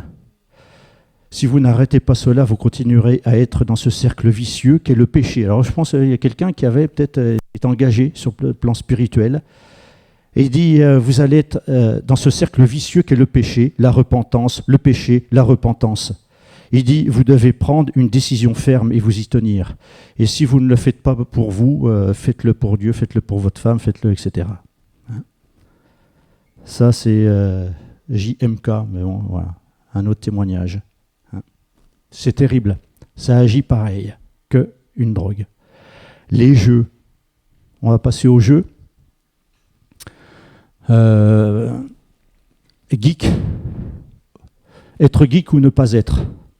Un geek, donc, c'est un mot anglais qui signifie fou de. Voilà. J'ai connais quelqu'un de proche qui est tombé là-dedans. Il a son appart. Il passe des nuits et des nuits. Il se considère comme geek. Voilà, il n'a plus de vie. Il est enfermé dans son appart, tout le temps, jour et nuit, des jeux. Il vit de son RSA. Il boit du coca, il mange des chips, il mange des pizzas, il mange n'importe quoi. Et tout le temps, le jeu. Il n'y a que ça qui le motive. Il est dans le virtuel. Il fuit la réalité. C'est terrible. Il a aujourd'hui 37 ans. Et incapable d'assumer sa vie, il est retourné chez ses parents. Ouais, c'est terrible, hein. Un geek, c'est un fan d'informatique, de science-fiction, de jeux vidéo, toujours à l'affût des nouveautés, des améliorations à apporter aux technologies numériques. Ça, c'est la définition de Larousse. Un geek, c'est un homme ou une femme très imaginatif, qui reste toujours un peu dans l'enfance. Et c'est pour cela que le geek joue aux jeux vidéo, est fan de jeux. Le geek peut être un no-life, hein, qui signifie pas de vie, hein, en anglais. Autrement dit, c'est quelqu'un qui passe tellement de temps à jouer à des jeux vidéo en ligne qu'il n'a plus vraiment de vie en dehors. Hein. C'est donc par définition, il devient complètement asocial. Et la dépendance au jeu, c'est égal jeu pathologique. Hein. C'est une maladie. C'est une maladie. On a eu un jeune il y a quelque temps de ça. Il travaille. C'est un mi-temps, il a un 20 heures. Mais il perçoit quand même un salaire. Et puis, au bout de 2 mois, il demande de l'aide financière. Je dis, mais qu'est-ce que tu fais? Et en fait, dès qu'il a de l'argent, il le dépense dans les jeux. Les jeux à gratter. Mais il dit, mais ça marche. Ouais, j'ai gagné 500. Putain. Oui, je dis, et t'en as dépensé combien? Voilà. Et donc, et le problème, il est là. Et il dépensait tout son salaire. Il a eu un emploi à plein temps, tout son salaire passait. Il vivait en colocation, il devait partager le loyer, la nourriture, etc. Il participait à rien du tout, mais il n'avait jamais d'argent sur lui. Il dépensait tout dans les jeux. Avec ça, avec les jeux, il a repris l'alcool. Enfin voilà. Donc rien pour s'en sortir, quoi. Il s'agit d'une pathologie psychiatrique. Elle constitue une dépendance au même titre que les substances psychotropes.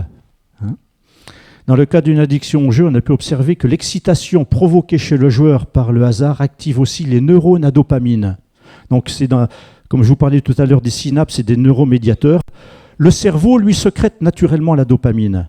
Hein? La dope, c'est ce qui... Vous faites du footing? Qui fait du footing ici? Participez un peu. Qui court? Qui fait du sport? Bon, personne apparemment. 6, 2, 3, 4. Ah, il faut faire plus de sport, hein, les amis. Il faut se bouger. Il faut se bouger. Manger, c'est bien, mais il faut faire du sport. Hein, je ne fais pas de pub. Il faut faire du sport.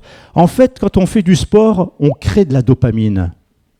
Quand les gens ont fait du sport, ils se sentent bien après. Quand ils ont eu chaud, ils sont trempés, ils sont essoufflés, ils sont OK, d'accord, oui, mais ça procure comme un bien-être. De la dopamine. La dopamine, c'est formidable la dopamine, quand je cours, et donc le cerveau fait ça. Alors bien sûr, quand on prend des substances, là il y a un apport. Alors les neuromédiateurs, vous savez ce que c'est qu'un bouchon quand vous allez sur Marseille, je ne sais pas s'il y en a à Martigues ou à Istres, des bouchons, en fait c'est ça. Les neuromédiateurs sont complètement bouchés. Quand il y a un apport extérieur de dopamine par des substances, alors là les neurones, ça se bouche. Un bouchon. Alors l'influx nerveux va chercher un itinéraire de déviation pour essayer d'obtenir. Et des fois, on voit les gars, on leur dit quelque chose, ils sont là. Ah ouais, t'as dit quoi déjà? Ils sont pas là. Ils sont saturés. Il y a toujours un temps de réflexion, une seconde, une demi-seconde. On dit, voilà, parce que la connexion ne se fait pas normalement. Hein. Et donc, la dopamine, ben oui, c'est bon. C'est comme quand on court.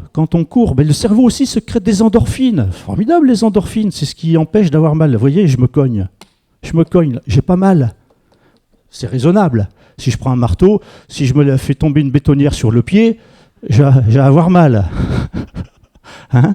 Donc, même les endorphines que j'ai ne vont pas m'empêcher d'avoir mal. Pourquoi? Parce que la douleur est trop importante. Mais si je n'avais pas du tout d'endorphines, Mais je ferais ça, j'aurais l'impression qu'on me donne un coup de marteau. Le médecin expliquait qu'il y en a quand ils arrêtent l'héroïne, donc le cerveau, lui, se met au repos. Donc plus d'endorphine, plus de dopamine, voilà, il arrête la drogue. Ok. Et le cerveau, lui, il n'a pas recommencé encore son cycle de recréer tout ça. Et il dit, il en est tellement mal, il n'a plus d'endorphine, au point qu'il ne supporte même plus un drap sur lui. Tellement il a l'impression qu'il y a un poids de centaines de kilos sur lui, il ne peut plus. Et il dit, quand il marche comme ça, comme s'il marchait sur des aiguilles. C'est terrible. Et donc, le cerveau, lui, crée ça naturellement. Donc, on n'a pas besoin d'en rajouter. Vous comprenez ? Quels sont les symptômes d'une addiction au jeu ? Mais un plaisir augmenté avec le temps passé à jouer. Le plaisir, toujours, dans toutes les addictions, il y aura toujours la notion du plaisir, mais qui augmente au fur et à mesure. Une impossibilité d'arrêter le jeu malgré de nombreuses tentatives d'arrêt. C'est impossible, il ne peut plus s'arrêter. Il devient irritable, agressif. Vous avez vu peut-être des reportages où quand la maman dit « Allez, viens manger, il y en a marre », il suffit qu'il perde, et là, l'ordinateur, il vole, il casse tout. C'est terrible, cette addiction là, au jeu, c'est terrible. Une perte de contrôle, sensation de perte de contrôle pendant le jeu, un abandon, une réduction des autres activités, des relations sociales. On ne sort plus de relations, plus de sport, c'est terrible. Et que ce soit les jeux à gratter, les jeux casino, les jeux sur le portable, c'est pareil.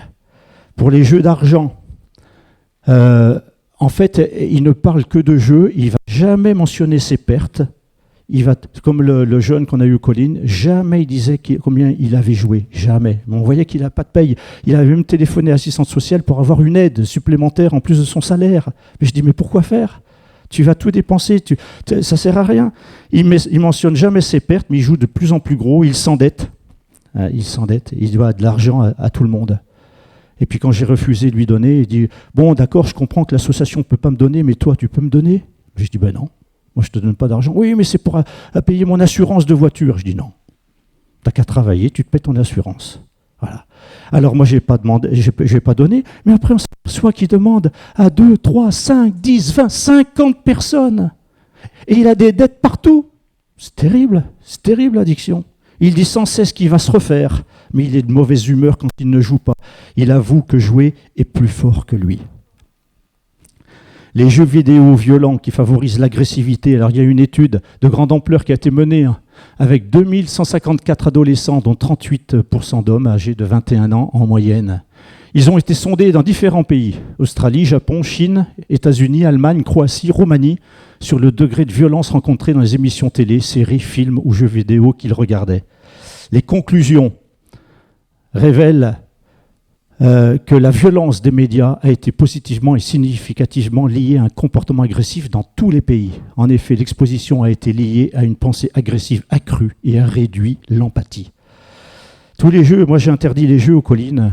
Les jeux, ils se mettaient deux sur l'ordinateur, et puis quand je les voyais, vu que les ordinateurs sont tournés vers la salle, je passe et je les vois en train, paf, tac, tac, tac, tuer le maximum de gens. Ils sont habillés en soldats, ils ont des calaches, ils tirent, il y a le sang qui gicle sur l'écran, et un machin, je dis, oh là là, les gars, qu'est-ce que vous faites là ? Non, mais on fait juste une partie, c'était juste une partie, ok, je veux bien. Mais je dis, mais non, mais moi je veux pas de ça ici. Je veux pas de ça, les gars. C'est pas bon, changez vos pensées. Pourquoi vous jouez pas ? Alors maintenant, ils jouent au jeu d'échecs. C'est bien, c'est mieux. Ça mène une réflexion, etc.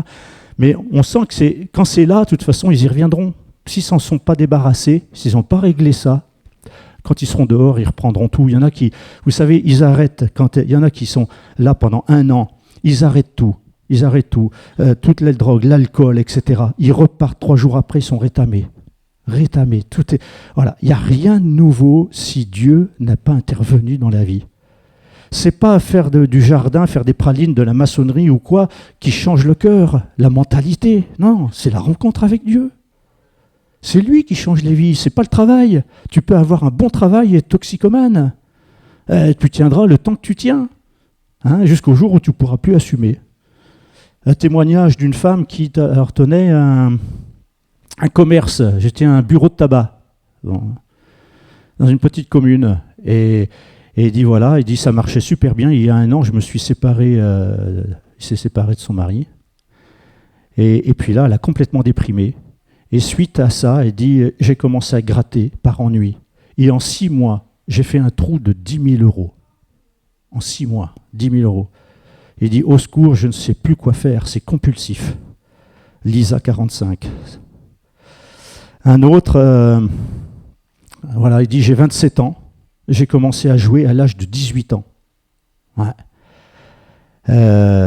Voilà, il a eu des gains, il a eu des pertes rapides, période d'inactivité, fragilité émotionnelle, le tout mijoté pendant 10 ans, sans arriver à se maîtriser et même aggravant l'emprise que le jeu a sur moi-même. J'ai bien tenté des choses, maison des addictions, mais j'ai du mal à persévérer dans cette voie. Je suis arrivé à des extrémités, mensonges, vol d'argent de mes proches. Et si c'est ça, le plus pénible à vivre, ce qui me manque le plus, c'est de pouvoir échanger avec des personnes qui comprennent la souffrance et l'enfer que cette addiction peut engendrer. Pseudo Bartok. Un no-life. J'ai le témoignage d'un no-life. Je suis involontairement un no-life. Ma vie est très différente de la masse des gens. Ma vie est similaire à celle d'un chien. Je reste enfermé, je ne vois personne et il ne se passe jamais rien. Je mange à n'importe quelle heure, seul. J'ai toujours mangé seul. Ouais, on voit qu'il y a quand même une souffrance derrière. Toutes les addictions, il y a une souffrance. Hein. Alors, qu'est-ce que je pourrais dire? Quelques clés, quatre clés pour quitter les addictions. Trouver un sens à sa vie. Trouver un sens. Vous savez, quand on reçoit les jeunes, ce qui est important avec eux, c'est de tout de suite établir un objectif à atteindre. Voilà. En général, ils n'ont pas le permis, ou ils l'ont perdu, il faut le repasser, etc. C'est un objectif qui est atteignable. Il faut qu'ils reprennent confiance en eux, etc. Et ça, c'est un objectif. Et quand il y a un objectif, il dit, mais t'en es où tes leçons? Alors, voilà. Et il faut suivre après. C'est plus difficile parce que souvent, ils esquivent. Hein. Mais trouver un sens à sa vie, quels sont mes rêves, mes désirs, mes projets, que quand je pars d'ici, qu'est-ce que je veux faire? Il y en a un, là, ça fait 8 mois qu'il est là, et il travaille maintenant dans un garage associatif, un garage solidaire sur Draguignan, et lui, son rêve, il dit, mais moi, ce que je veux, c'est ouvrir mon garage. Sur Manosque, il habite du côté de Manosque, il dit, j'aimerais ouvrir mon garage solidaire, j'ai envie d'aider les gens pour réparer leurs véhicules, etc. Il a un objectif, c'est bon ça, c'est bon. Il faut du discernement, discerner ce qui me conduit à l'addiction. Hein. Donc il y a des facteurs de vulnérabilité. En fait, qu'est-ce qui me rend vulnérable face à l'addiction? C'est ça. Et en fait, dans toutes les addictions, il y a souvent quelque chose qui est lié à des blessures dans l'enfance. Hein. Avoir peut-être vu des images pornographiques qu'il aurait peut-être jamais fallu voir, la séparation des parents, sentiment d'abandon, de rejet, traumatisme, s'il y a eu des attouchements, un abus sexuel ou quelque chose de la maltraitance physique, psychique, etc., des blessures qui sont en lien avec notre comportement addictif. Ça, c'est des facteurs de vulnérabilité, ça me rend vulnérable. Hein. Et puis, il y a des facteurs déclencheurs qui déclenchent la crise addictive, souvent liée à un état dépressif, des émotions désagréables, des frustrations, des contrariétés, des choses qu'on n'arrive pas. Il peut y avoir un choc psychologique, un deuil, une séparation, un sentiment d'isolement, un stress important, voilà, peut-être de l'alcool, etc. Enfin bon, et tout ça, ça va déclencher une envie. Alors, il faut être à l'écoute. Quand il dit « veille sur ton cœur », eh ben en fait, c'est ça. Sois à l'écoute de ta météo intérieure. Apprends à comprendre tes émotions. Je suis mal. Ok, qu'est-ce que je fais? Je suis mal. J'ai envie de ça. Qu'est-ce que je fais? Voilà. Pourquoi je suis mal? Il faut pouvoir en parler, bien sûr. En parler, c'est ce qui nous préserve. C'est ce qui nous préserve. C'est comme si on disait à quelqu'un, voilà, c'est le feu orange. Avant que ça passe au rouge, c'est le feu orange. Il faut que j'en parle avant que ce soit trop tard. Voilà. Et c'est très important de trouver quelqu'un de confiance. Ça peut être des parents, ça peut être un professeur, ça peut être un collègue, etc. Et apprendre à se faire aider. Vous savez, quand je disais tout à l'heure, ce qui est important, la démarche volontaire, mais c'est ça. C'est dire, j'arrive pas à m'en sortir seul. J'arrive pas à m'en sortir, mais j'ai besoin d'aide. Est-ce que vous pouvez m'aider? Est-ce que vous pouvez m'accueillir? Là, c'est une porte de sortie. Nous, en fait, c'est un lieu, un rendez-vous. Nous, on leur dit, c'est un rendez-vous de Dieu. Dieu vous permet de venir ici pour vous sortir. Voilà. Vous acceptez de chercher de l'aide vous trouvez de l'aide, on vous apportera toute l'aide qu'on peut, on vous accompagnera dans les démarches, parce que souvent les papiers, ceux qui sont dans les addictions, surtout les substances, et les papiers, mais c'est des cauchemars pour eux. Et ils ont besoin d'être accompagnés, on les aide pour demande de RSA. Hein. Il y en a qui sont venus, pas de pièce d'identité, pas de carte vitale, pas de CMU, rien. Il faut qu'on engage tout ça. Les papiers, ils en ont horreur. Voilà, on fait des dossiers de surendettement, on fait etc. On les accompagne dans tout pour que. Il dit maintenant, ça y est, on te remet sur les rails. Hein, voilà, et il faut continuer maintenant. Hein, donc c'est important de se faire aider. Hein, il y a un médecin qui disait un film pornographique vu trop jeune peut provoquer un traumatisme grave avec un arrêt du développement de la pensée. Hein, docteur Pauline Deveau, psychiatre, addictologue, etc. Ouais. Traumatisme avec un arrêt du développement de la pensée. C'est pas rien quand même. Hein. Comment se faire aider? Vous trouverez sur Internet drogueinfoservice.fr, drogue.gouv.fr. Il y a des numéros, mais tout ça, vous avez ça sur la table du fond. Vous pouvez vous adresser à des médecins. Nous, on travaille beaucoup en lien avec le XAPA, c'est le Centre de soins d'addictologie. Là.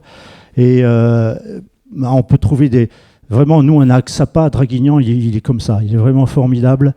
Ils font un bon accompagnement. On avait des réunions avant le Covid de tous les mois avec les jeunes. Ils parlent sur les drogues, sur les effets, les conséquences, mais pas seulement ça, mais comment gérer son argent, etc., son alimentation, enfin bref, à l'hôpital, etc.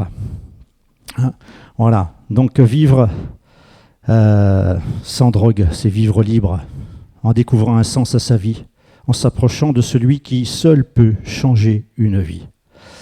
Et dans la Bible, vous savez, il y a l'histoire de cet homme qui part. Vous connaissez l'histoire du fils qui aime tout dépenser, là, hein, le dépensier. En fait, c'est un peu l'image, je sais pas, ouais, voilà, c'est dans Luc 15, et de celui qui il a envie de vivre. Il a envie de vivre sa vie. Il ne veut plus les contraintes de la maison. Il ne veut plus travailler pour la maison, il a envie, il est jeune, il se dit j'ai ma jeunesse, je veux vivre. Comme vous pourriez le dire, vous aussi, j'en ai marre d'être chez les parents, si je pouvais vivre en coloc avec les copains ou les copines, si je pouvais partir ici, puis si je pouvais, tiens, j'irais bien en boîte de nuit, je ne suis jamais allé, j'aimerais bien vivre, etc. Et ce jeune se dit ça, il a envie de vivre sa vie, seulement il n'a pas le sou. Alors qu'est-ce qu'il fait? Il dit papa, tout ça c'est à toi, mais après ce sera à nous, hein, ce sera tes enfants. Et donc ce que je te réclame, c'est une avance sur l'héritage. Tu me donnes ma part d'héritage. Et le père, il discute pas, il lui donne sa part d'héritage. Et qu'est-ce qu'il va faire ce jeune? La liberté, j'ai de l'argent plein les poches. Et qu'est-ce qu'il va faire? Il va vivre dans la débauche. Il fait un mauvais choix. Je ne sais pas, ah oui? Ah oui, ça c'est revenu au départ. Il fait un mauvais choix. Hein. C'est une fausse liberté. Fausse liberté. Il croit vivre la vraie vie et en fait, il va se mettre dans la misère, dans le malheur. Il va vivre dans la débauche, pensant vraiment être libre. Comme il y en a certains qui disent « mais moi je suis libre ». On a eu un jeune en décembre, il était venu par un autre organisme d'accueil dans le Var. Et ils sont venus l'amener chez nous et puis au bout d'un mois, il dit bon ben voilà, donc je devais prêcher au Luc en Provence. Et puis je dis tu viens avec nous. Il n'est pas chrétien, il connaît rien à l'Évangile. Je dis oui, je viens avec vous. Et puis une fois qu'il était au Luc, il s'est fait la malle. Et puis il est parti. Voilà. Et puis on l'a pas revu pendant plusieurs jours. Voilà. Et puis, il est revenu. Et je dis maintenant, ok, c'est un peu facile, là. Tu t'en vas, tu bois, tu penses... Et je dis, mais c'est quoi? Il dit, oui, mais le problème, c'est quoi? T'es pas bien ici? Non, il dit, je suis pas libre. Je dis, parce que tu es libre quand tu es dans la rue? Il dit, oui. Je peux boire quand je veux, où je veux, je vais où je veux, je sors quand je veux. Je dis, mais tu vois pas que cette liberté, c'est un piège? Que tu es complètement esclave? Que quand tu es rond, quand tu es sous, c'est quoi ta liberté? Comment tu profites de la vie? Tu fais la manche, tu penses aller où tu veux, tu changes de ville, et puis tu recommences, tu fais la manche, mais tu vis pas, tu n'as pas de projet, tu construis rien de ta vie. Le gars, il a 27 ans. C'est terrible. Et bien, il est reparti. Il est reparti, puis quelques jours après, il me téléphone, il dit, je peux revenir? Ben non, je dis, il faut que tu fasses d'autres choix.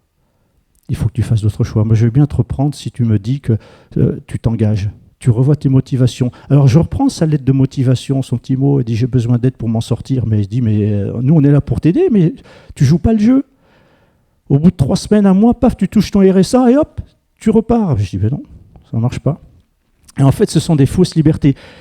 La Bible dit en fait que tout homme est esclave du péché. On est tous esclaves. C'est un poison. C'est un poison qui est en nous. C'est terrible.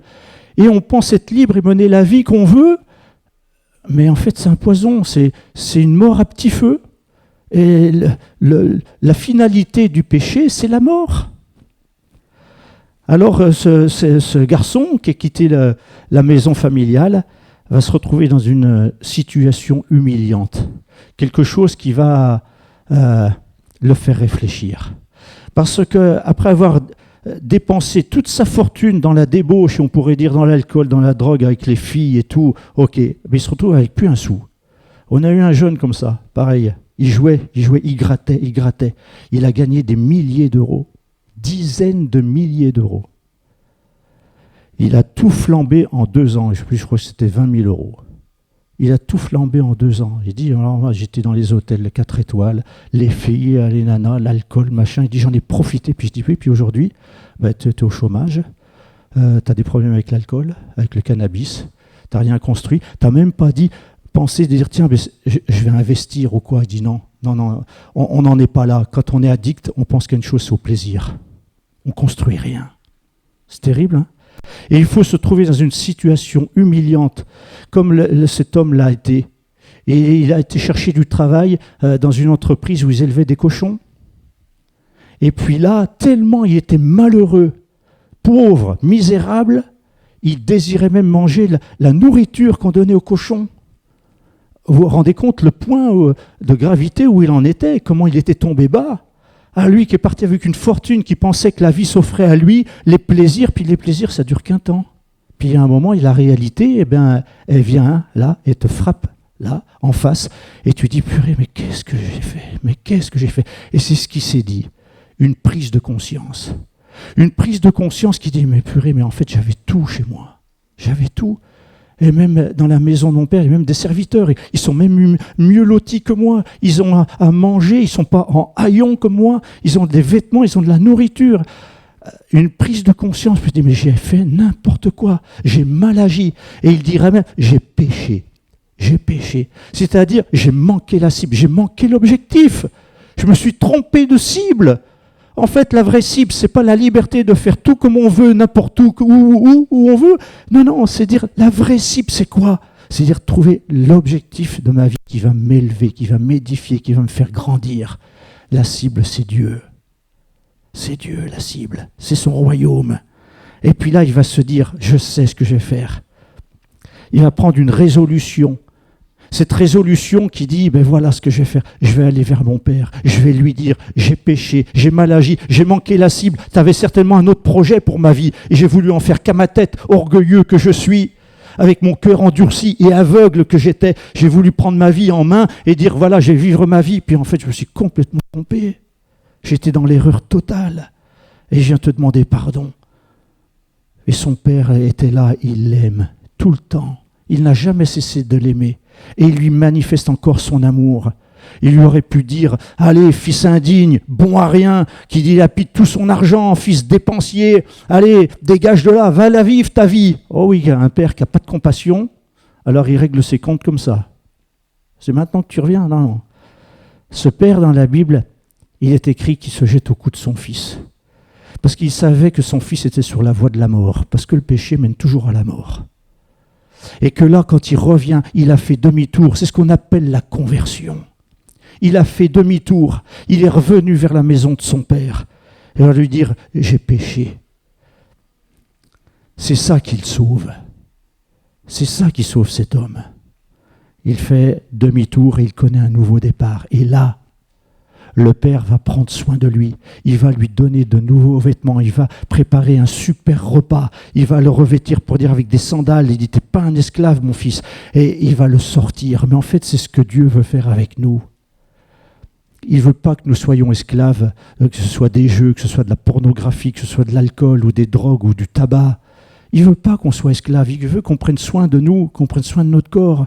Il nous aime. Et quand bien même tu fumes, tu te drogues, tu bois, tu regardes de la pornographie, mais Dieu t'aime. Dieu t'aime. Est-ce que tu imagines Dieu qui vient, quand tu regardes ton film porno avec ta tablette, tu regardes, et puis il vient, il est au-dessus de ton épaule, il dit « Qu'est-ce que tu regardes, mon enfant ?» Qu'est-ce que tu éprouverais à ce moment-là? Quel sentiment tu éprouverais? S'il te voit ivre, et il vient, il s'assoit à ta table, et il dit « Qu'est-ce que tu fais, mon enfant ?» Ou qu'il te voit en train de fumer, et puis être complètement zone, plané, et dire « Mais qu'est-ce que tu fais, mon fils? Qu'est-ce que tu fais, ma fille ?» Ce sentiment de honte qu'on aurait. Et le Seigneur, il dit « Mais j'ai un autre projet pour toi. J'ai un autre avenir à te donner. Parce que si tu continues comme ça, tu vas te perdre. Tu vas gâcher ta jeunesse. Tu vas gâcher ta vie. Tu risques de te perdre complètement. » Le Seigneur veut nous amener à la réflexion. Il nous aime. Il n'est pas là pour nous juger. Vous savez ce que les gars, ils ont besoin? Ils ont 20 ans, ils ont 30 ans, ils ont 40 ans. Ils ont besoin d'empathie, de compassion. C'est impressionnant. Vous savez ce qui leur fait du bien? C'est quand je les prends dans les bras. C'est rien, hein? C'est rien. Il y en a un jour qui m'appelle « Papa ». Je dis « Oui, bon, il a fallu remettre un peu de distance par rapport aux autres résidents. » Papa, maman, je dis « Oui, bon, écoute, aujourd'hui, il m'appelle Papy. » Bon, j'accepte, vu mon âge. Mais qu'est-ce qu'ils veulent? Un lien. Quand il y en a un qui dit « Mais j'aurais voulu que tu sois mon père », mais ça fait mal, ça, en même temps. Tu te dis « Mais qu'est-ce qu'il a connu ?» Il y en a qui disent qu'ils n'ont connu que les coups de ceinturon, les coups de pied. Il y en a un qui a failli tuer son père à coups de hache. C'est terrible, hein? Il y a de la violence. Ils ont besoin de découvrir l'amour de Dieu qui transforme les vies, qui change les cœurs, qui donne une nouvelle mentalité.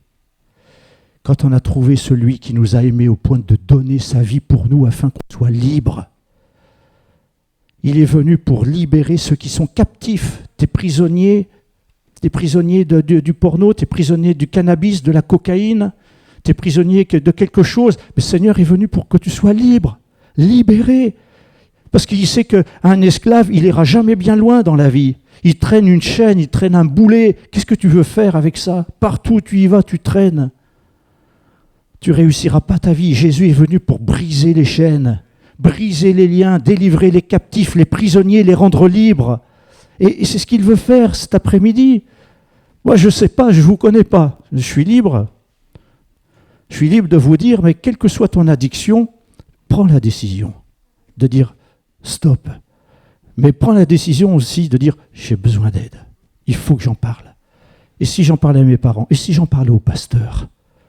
Et si j'en parlais à mon professeur? Et si j'en parlais peut-être à un collègue qui j'ai confiance, il s'est confié déjà à moi, peut-être je pourrais lui confier pour dire j'arrive. Et si je prenais rendez-vous avec, comme on a vu, le XAPA? Il y en a dans toutes les villes. Un centre de soins. S'il n'y a pas un centre de soins, c'est peut-être un hôpital local. Il faut que j'aille voir un médecin. Il faut que je lui en parle. Fais ce qu'il faut pour t'en sortir. Tout seul, tu n'y arriveras pas. Tu ne peux pas simplement te contenter de dire allez, j'arrête. Allez, et tu vas tenir une semaine, 15 jours, un mois. Puis tu vas replonger.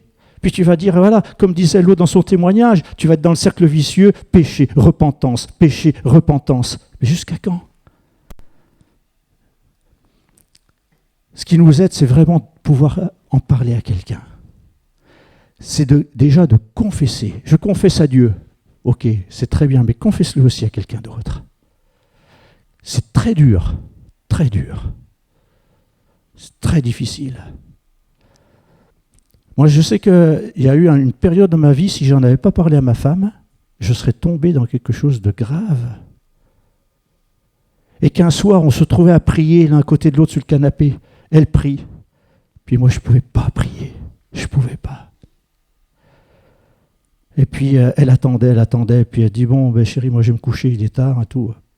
Puis je lui dis, bah, attends encore un peu. Je dis, il faut que je te parle. Il faut que je te dise. Voilà.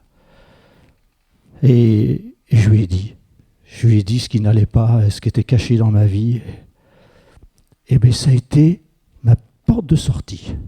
Je disais, oh mais Seigneur, tu sais, oh, Seigneur, aide-moi. Oh Seigneur, fais que je tombe pas là-dedans. Oh Seigneur, fais que... Ouais, puis ça continue tout le temps. Et dès l'instant où j'en ai parlé à ma femme, c'était une porte de sortie, quelque chose, un poids qui est parti. Et je me suis senti libre. Libre, libéré. J'ai trouvé une oreille attentive. Je lui ai demandé pardon.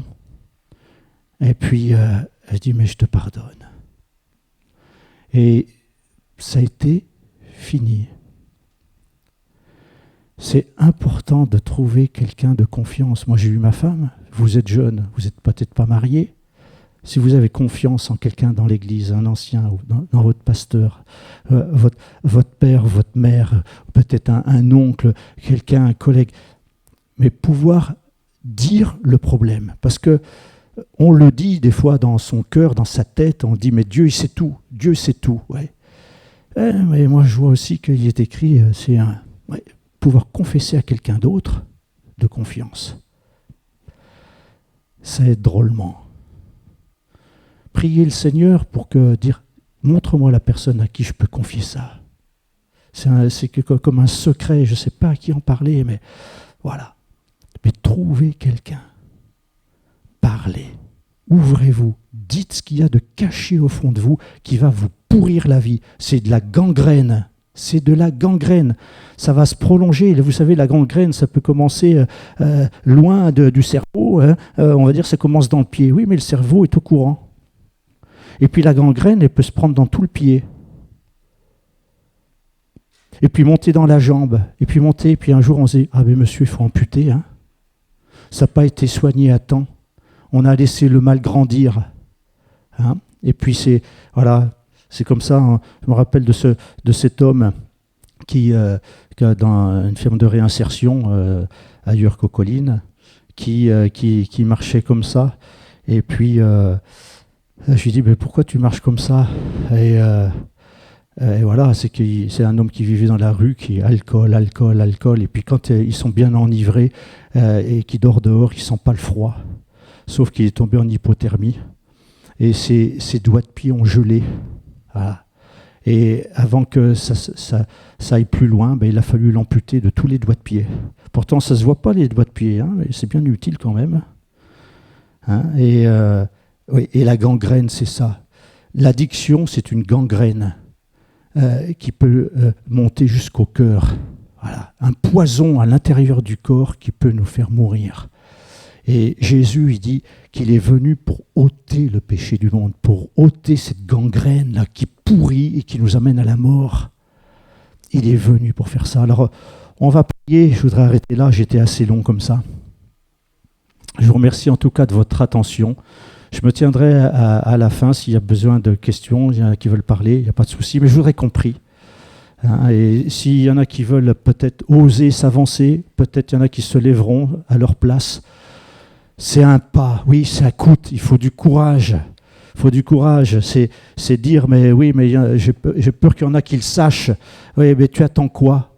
Tu attends quoi ? Tu attends que ce soit encore pire ? Et puis que ton problème éclate à la vue de tout le monde ? T'attends d'être par terre, d'être en bas, d'être dévoilé pour que te dire, ah ben maintenant, maintenant il faut que je le dise, quoi. Par obligation, il faut que tu le dises, mais prends les devants. Anticipe, libère-toi du carcan du péché, du poids de l'addiction, que ce soit des jeux, arrête les jeux, la pornographie, arrête de consommer. Tu sais que ça nuit à ta vie, que c'est un poison pour toi, n'essaye pas de faire comme les copains, comme les copines, comme le groupe, change de copain, aie le courage de résister et de faire des bons choix qui soient positifs, constructifs, divins. Fais d'autres choix que ceux que tu as fait peut-être jusqu'à maintenant. Fais d'autres choix. Fais le choix de venir à Jésus pour dire, Seigneur, j'ai besoin de ton aide, j'ai besoin que tu diriges ma vie, j'ai besoin, Seigneur, que tu touches mon cœur, j'ai besoin que tu changes mes pensées, Seigneur. Renouvelle-moi un esprit, en moi un esprit bien disposé. Seigneur, tu me sondes, comme on l'a entendu tout à l'heure, tu me sondes, tu me connais. Tu sais tout ce qu'il y a au plus profond de moi. Tu sais ce qui m'a amené, tous ces facteurs de vulnérabilité, ce qui m'a rendu vulnérable face à ces addictions, ce que j'ai souffert dans ma vie, ce que les autres ne savent pas, comment je suis humilié peut-être au travail ou à l'école. Ça, j'en parle pas. Et ça me détruit. Et j'essaye de compenser par de l'alcool, par du cannabis, par de la pornographie, par des jeux, quoi. Tu essayes de trouver un plaisir ailleurs, mais tu te trompes. Arrête. Ne te détruis pas, ne détruis pas ta jeunesse. Ne gâche pas ta jeunesse. Ne gâche pas ta vie. Le Seigneur, il veut te donner de l'espérance. Il a des projets pour toi et je voudrais t'inviter à faire ce pas. Tu lèves ta main à ta place, tu te lèves, c'est pas devant moi que tu le fais, je ne vais même pas regarder. C'est devant Dieu pour dire Seigneur, je lève ma main, Seigneur.